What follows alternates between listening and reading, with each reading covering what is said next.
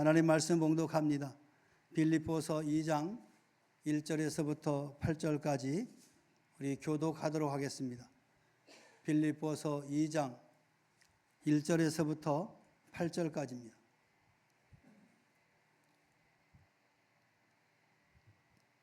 제가 먼저 봉독합니다. 그러므로 그리스도 안에 무슨 권면이나 사랑의 무슨 위로나 성령의 무슨 교제나 긍휼이나 자비가 있거든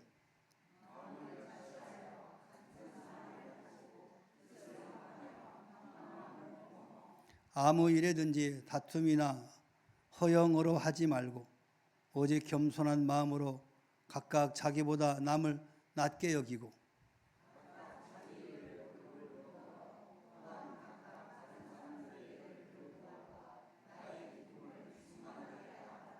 너희 안에 이 마음을 품으라.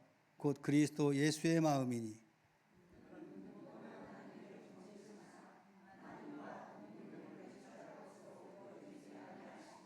오히려 자기를 비워 종의 형체를 가지사 사람들과 같이 되셨고 사람의 모양으로 나타나사 자기를 낮추시고 죽기까지 복종하셨으니 곧 십자가에 죽으심이라.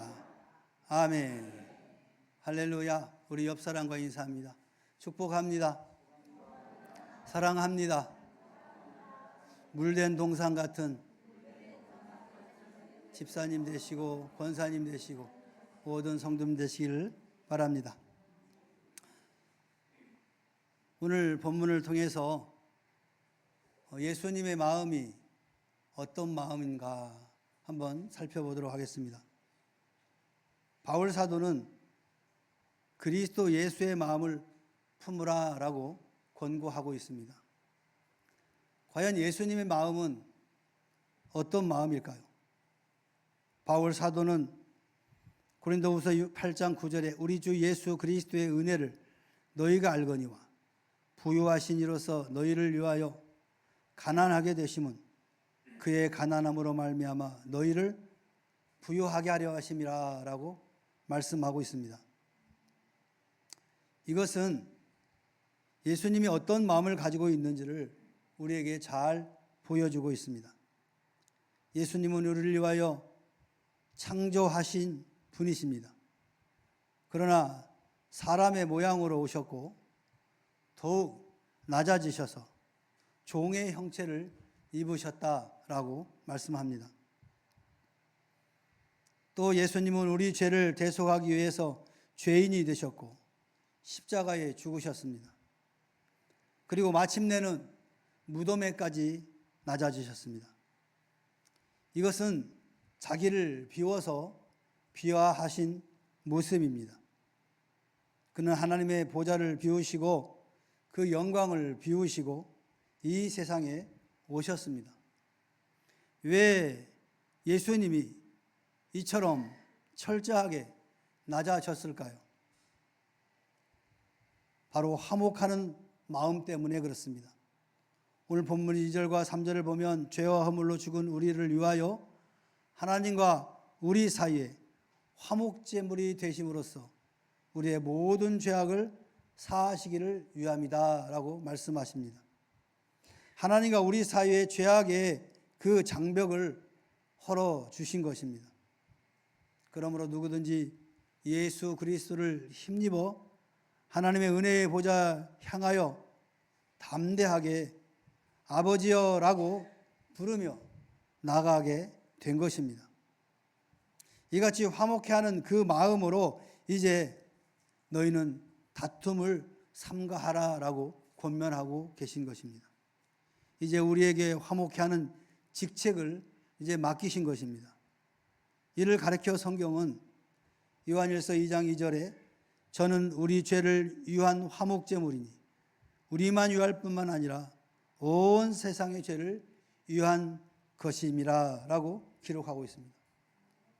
예수님은 하나님과 죄인을 화목시킬 뿐만 아니라 이제 인간과 인간을 화목하게 하신 것입니다.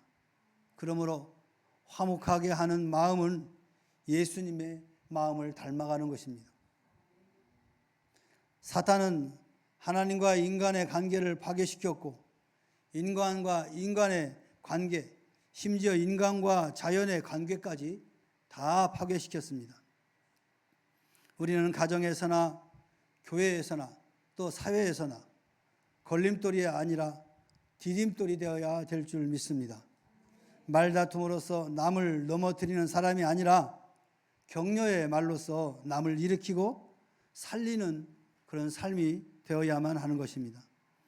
예수님께서는 마태복음 5장 24절에 예물을 제단에 드리다가 거기서 내 형제에게 원망 들을 만한 일이 있는 줄 생각나거든 예물을 제단 앞에 두고 먼저 가서 형제와 화목하고 그 후에 와서 예물을 드리라라고 말씀하십니다.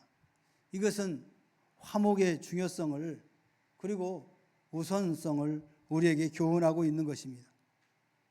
여러분 이 시간 하나님 앞에 나와 예배드리며 생각나거든 화목하지 않고 불화를 일으켰던 일들이 생각나거든 회개하시기 바랍니다. 그것이 우리 예수님의 마음이고 여러분이 닮아야 될 예수님의 마음입니다. 잠언의 지혜자는 잠언서 17장 1절에 마른 떡 한 조각만 있고도 화목하는 것이 육선이 집에 가득하고 다투는 것보다 나으니라라고 가정이 작은 천국이 되는 비결을 말씀하고 있는 것입니다. 이제 우리는 예수님의 마음으로 이 화목의 제물이 되시기를 바랍니다.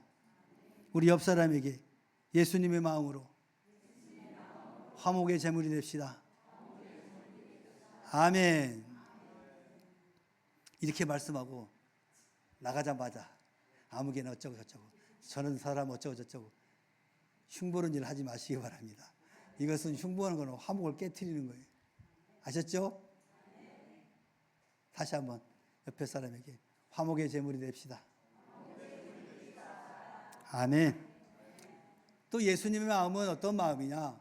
바로 비하의 마음이다. 비하는 낮아지는 것이에요. 나를 낮출 때 비하라고 하는 거죠.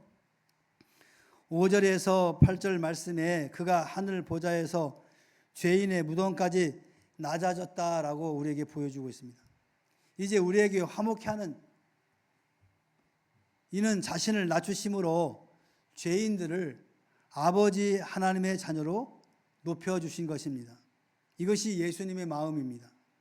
이것은 단순히 예절과 윤리에 따른 외형적인 겸손이 아니라 자신의 삶을 비우는 바로 실천적인 겸손인 것입니다. 바로 자기 정죄, 자기 부정, 자기 비하의 겸손인 것입니다. 오늘날 많은 현대인들은 자기 자랑을 많이 합니다. 그래야만이 살아남는다라고 생각하고 없는 것도 있는 것처럼 부풀려서 자기 자랑을 합니다. 그러나 우리 예수님은 그 있는 자랑마저도 감추고 낮추라라고 말씀하고 있어요. 세상에서 있었던 그 습관들이 교회 안에서도 들어와서 교회 안에서 똑같이 세상 사는 사람처럼 자기 자랑을 막 합니다. 자기 자랑을 하면 또 다른 성도는 칭찬해 주면 얼마나 좋겠어요. 근데 칭찬을 하지 않고 지만 잘났나? 하면서 비꼬는 게 문제가 되는 거예요. 그래서 우리 예수님께서 낮추라라고 해요. 낮추라. 아예 그 비꼬는 거, 그 다음에 시기하고 질투하는 그런 것들을 근원적으로 해결하기 위해서 좀 낮추라는 거예요. 저는 부족합니다. 저는 연약합니다. 자꾸 낮추면 그 사람을 누가 비꼬겠습니까? 아니야. 잘하면서 또 그런다. 하면서 또 비꼬는 사람도 있어. 그래서 이렇게도 꼬고 저렇게도 꼬고 어떻게 하라는 말이야. 그래서 오늘 예수님 말씀하셨어요. 그저 낮추라. 예수님처럼 낮추라는 거예요. 자기를 부정하고 자기를 정죄하고 나는 죄인입니다. 나는 연약합니다. 나는 죄인이라고 하는 사람한테서 무슨 할 말이 있겠습니까? 남을 낮게 여기는 가장 좋은 방법은 예수님과 같이 자기를 낮추는 겁니다. 남을 정죄하고 남을 부정하고 남을 비하시키는 마음은 바로 사탄에서부터 시작된다라는 겁니다. 사탄은 우리 마음속에 그런 마음을 자꾸 주는 거예요. 야, 너 자장 좀 해. 나는 죄가 없어. 우리가 예수님의 마음을 품으면 높아지기보다는 낮아지려고 애쓰게 되는 거예요. 낮아지려고. 남을 섬기며 남의 발을 씻겨드립니다. 남을 나보다 낫게 여기며 남의 허물과 실수를 말하지 않게 되는 거죠. 내가 죄인이고 내가 실수 덩어리인데 남의 실수를 말할 수가 있겠습니까? 내가 잘났기 때문에 남의 실수를 이야기하는 거죠. 사단의 마음을 품으면 누가 크냐 하면서 싸우던 그 제자들과 같이 내가 제일이요, 내가 최고요, 내가 중요하다라고 생각하게 되는 거예요. 바리새인의 인격이 바로 그랬던 것입니다. 자신의 구제와 기도와 금식을 자랑하면서 세리와 같이 않다라고 자랑하는 것, 우리 성경에 보고 있지 않습니까? 그러나 그것은 마음의 중심을 보시는, 엄밀히 보시는 하나님을 망각하고 사람에게 보이려고 한 위선입니다. 본질적 겸손이 아니라 바로 수단적인 겸손입니다. 경건의 능력이 아니라 경건의 모양일 뿐이라는 것이죠. 사람들은 속아서 그것을 존경하고 그를 높여줄지라도 하나님은 그를 멸시한다는 것을 기억하시기 바랍니다. 내 자랑을 많이 하면 나는 좋을지 모르지만 사람들은 그래 참 잘한다 라고 할지 모르지만 하나님은 다 아신다는 거예요. 그런 사람을 하나님은 멸시하신다. 예수님은 저주의 십자가에서 낮아지셨습니다. 그러므로 하나님께서 그를 모든 이름 위에 높여서 하나님 보좌 우편에 앉히신 것입니다. 하나님께서 높여주셔야만이 참된 영예가 되는 것입니다. 누가복음 14장 11절에 예수님께서는 무릇 자기를 높이는 자는 낮아지고 자기를 낮추는 자는 높아지리라 이렇게 말씀합니다. 그리고 그렇게 될 것이라고 우리에게 약속하셨습니다. 예수님 때문에 낮아지심으로 참으로 존귀한 성도가 되시기를 주의 이름으로 축원합니다. 마지막으로 예수님의 마음은 어떤 마음이냐? 바로 순종하는 마음입니다. 8절 말씀에 예수님께서 성부 하나님께 복종하셨다라고 말씀했습니다. 이는 순종을 뜻하는 거죠. 히브리서 기자는 그가 아들이시라도 육체에 계실 때 심한 통곡과 눈물로 자신의 뜻을 포기하시고 아버지의 뜻에 따르기 위하여 고난으로 순종함을 배웠다라고 말씀하고 있습니다. 예수님의 겟세마네 기도는 바로 순종하는 아들의 모습을 우리에게 보여주고 있는 것입니다. 누가복음 22장 42절에 아버지여 이 잔을 내게서 지나가게 하옵소서. 그러나 내 뜻대로 마시고 아버지의 뜻대로 하옵소서. 이렇게 기도하신 것을 우리는 잘 알고 있습니다. 예수님의 마음은 언제나 하나님의 말씀에 자원하여 기쁨으로 순종하는 그런 마음이었습니다. 사도 요한은 요한복음 10장 17절 18절에 내가 다시 목숨을 얻기 위하여 목숨을 버림이라. 이를 내게서 빼앗을 자가 있는 것이 아니라 내가 스스로 버리느니라. 스스로 자원하는 그런 마음으로 희생과 순종을 하였다라고 기록하고 있는 것이죠. 예수님께서는 우리에게도 하나님의 말씀에 순종하여 말씀대로 믿고 말씀대로 살도록 요구하고 있는 것입니다. 성경은 하나님의 위임적인 그런 권위에 순종하도록 우리에게 요구하고 있습니다. 그 성경은 하나님의 위임이 어디에게 있느냐? 가정에서는 부모에게 바로 영적 권위를 주셨습니다.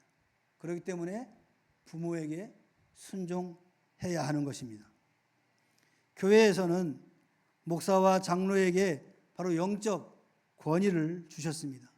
그렇기 때문에 순종해야 하는 것입니다. 또한 사회에서는 사회의 통치자들에게 바로 위임적인 그런 권위를 주셨기 때문에 그 사회의 통치자들에게 순종해야 되는 것입니다. 물론 이 위임적, 영적 권위가 세상 권위가 하나님의 말씀에 위배될 때에는 복종할 이유는 없습니다. 바로 하나님의 말씀에 근거한 그런 권위일 때는 우리가 순종해야 된다라는 겁니다. 그렇기 때문에 우리는 주 안에서 순종해야 된다라는 것을 꼭 기억하시기 바랍니다. 로마서 13장 1절에서 바울 사도는 각 사람 위에 있는 권세들에게 굴복하라는 권세는 하나님께로 나지 않음이 없나니 모든 권세는 다 하나님께로 나지 않음이 없나니 모든 권세는 다 하나님이 정하신 바라, 이렇게 교훈하고 있는 거예요. 모든 이 땅의 권세는 어디로부터 왔느냐? 하나님으로부터 왔다는 거예요. 대통령도 그렇고 위정자들도 다 하나님께서 세운 권위자들입니다. 그 권위에 순종하라라는 겁니다. 그런데 단서가 붙었어요. 무슨 단서? 주 안에서. 하나님 말씀에 위배되는 명령에 대해서는 우리가 순종할 필요는 없는 겁니다. 주 안에서 순종하시길 바랍니다. 하나님의 위임적 이 권세자들은 예수님의 마음으로 먼저 하나님의 말씀에 순종을 해야 된대요. 그러니까 이 위정자들, 권세자들도 먼저 하나님 말씀에 순종해야 된다는 거예요. 먼저 말씀대로 믿고 말씀대로 살아가는 모습을 보여줘야 되는 거예요. 지도자들이 먼저 말씀대로 사는 모습을 보여줘야 된다는 거예요. 마치 바울 사도가 내가 그리스도를 본받는 자 된 것 같이 너희는 나를 본받는 자가 되라 라고 말씀하신 겁니다. 그가 이 땅에 살면서 얼마만큼 하나님 말씀에 순종했는지 우리는 알 수 있어요. 이렇게 하나님 말씀에 철저하게 순종했기 때문에 너희들도 나를 본받으라 라고 말씀한 거예요. 여러분 자녀들에게 나를 본받으라 하실 수 있는 분 계십니까? 손 한번 들어보세요. 나를 좀 본받아 하는 분 없어요?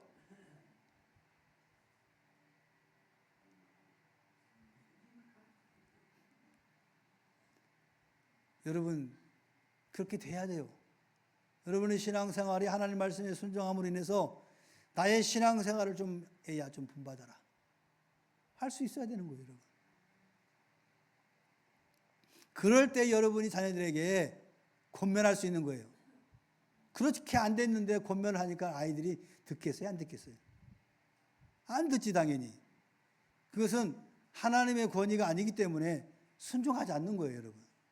여러분 자녀들에게 뭐라고 못해요. 왜? 내가 하나님 말씀대로 순종하지 못했기 때문에 그 권위가 지금 상실된 거예요. 자녀들이 속으로 뭐라 그러는지 아세요? 너나 잘하세요. 주일날 예배 참석해 그러면 너나 잘하세요. 이런다고. 부모의 권위가 없는 거예요. 왜? 신앙에 대한 모범을 못 보였기 때문에 그런 거예요. 심각한 거죠. 여러분 자녀들한테 오늘 가서 물어봐. 내가 너에게 신앙적으로 모범을 보였냐 안 보였니? 그러면 애들은 솔직하게 이야기해. 본이 안 됩니다. 그래서 내가 교회를 안 갑니다. 이러는 거예요. 자기를 낮추신 예수님을 하나님께서 부활과 승천으로 높이셨습니다. 이제 자기를 낮추고 화목하게 화목과 비와 그리고 순종하는 삶으로 우리에게 그 나머지 명령을 위임했습니다. 우리들이 이제는 낮추고 또 성도들 간 사람과의 관계 속에서 화목해야 되고, 그리고 하나님의 권위자에게 말씀 앞에 순종하는 삶을 이제 살아야 되는 것입니다. 하나님께 인정받고 축복받는 우리 모두가 되기를 주님의 이름으로 축원합니다. 축원합니다. 우리 찬양 하나 합시다. 생명과 바꾼 주의 사랑을.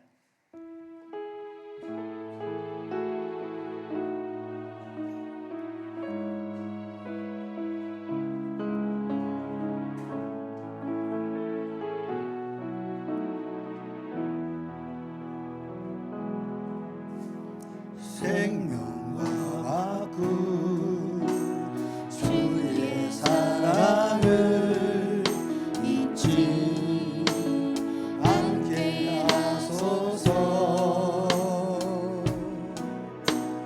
나를 위해 흘렸던 주의 눈물 잊지 않게 하소서.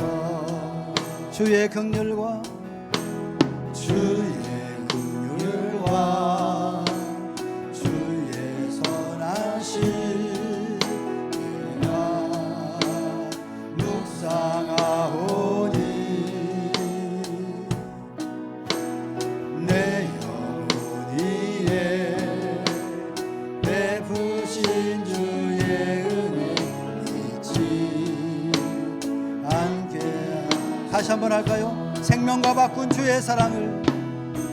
생명과 바꾼 주의 사랑을 잊지 않게 하소서.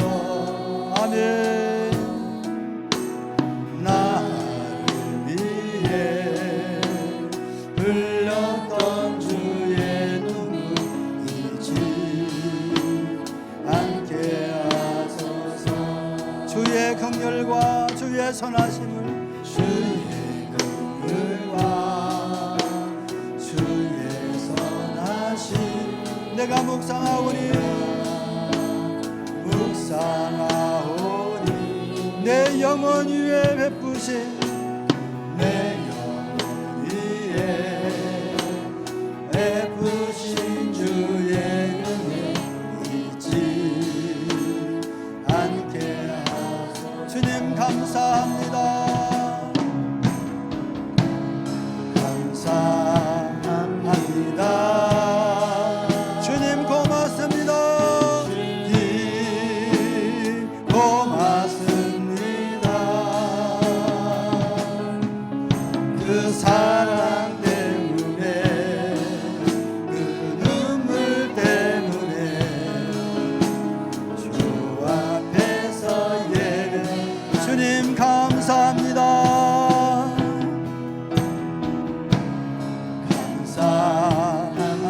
감사합니다. 주님 고맙습니다. 주님 고맙습니다. 그 사랑 때문에 그 눈물 때문에 주 앞에서 예배합니다. 우리 함께 기도합시다. 나를 위해 십자가에서 피 흘려 죽으시고 3일 만에 부활하셔서 부활의 산 소망을 주신 예수님, 그 예수님의 마음을 닮아 화목하게 하며 나를 낮추고 그리고 순종하는 내가 되게 하옵소서.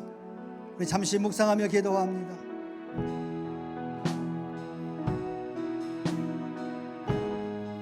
주님 감사합니다.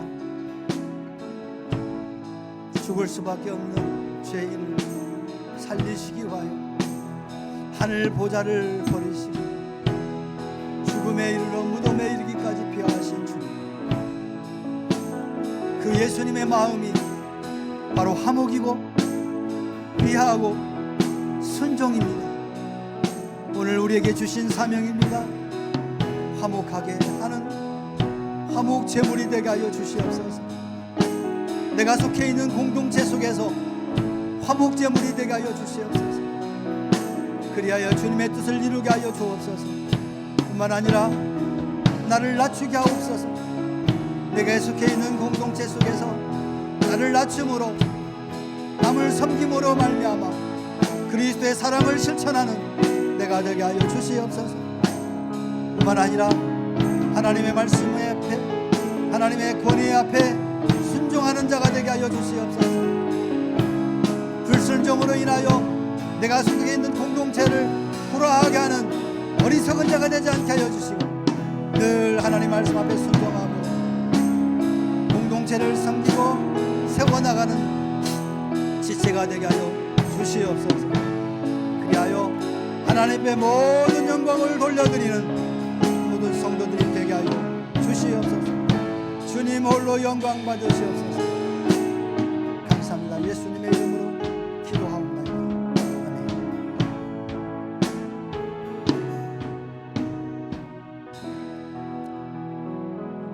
아멘. 이제는 우리 구주 예수 그리스도의 은혜와 하나님 아버지의 무한하신 사랑과 성령님의 내주 임재 교통하심이 오늘 주의 말씀을 통하여 예수님의 마음을 닮아 내가 속해 있는 공동체를 섬기며 사랑하며 세워나가기를 마음에 결단하고 돌아가는 사랑하는 주의 자녀들 심령회와 저들의 가정과 직장과 사업과 생업의회와 그리고 이 나라와 이 민족과 교회의회 지금으로부터 영원토록 함께 있을지어다. 아멘.